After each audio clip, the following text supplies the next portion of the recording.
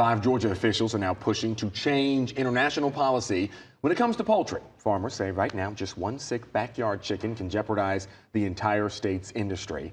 Atlanta News First reporter Abby explains why. The definition of poultry is critical in case of a bird flu outbreak. Georgia is the top poultry producer in the nation. 3 out of every 4 Georgia counties produces poultry. Georgia officials petitioning for change, saying the definition is too broad.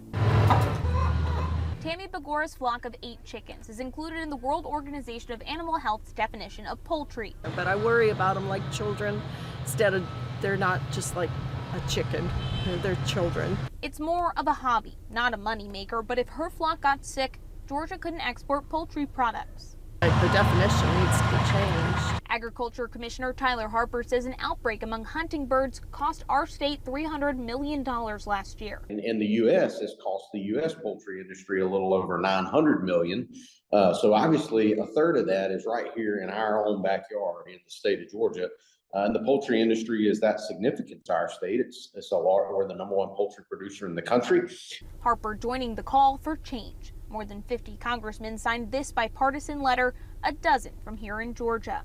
Harper says Georgia's biosecurity protocols speak for themselves. 90 million birds affected by the ongoing outbreak of the bird flu, 30,000 of those here in Georgia. He says poultry exports should not be impeded by any detection in backyard flocks or other groups.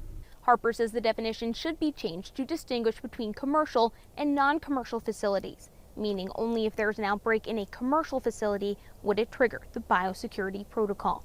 In Cartersville, I'm Abby Casoris.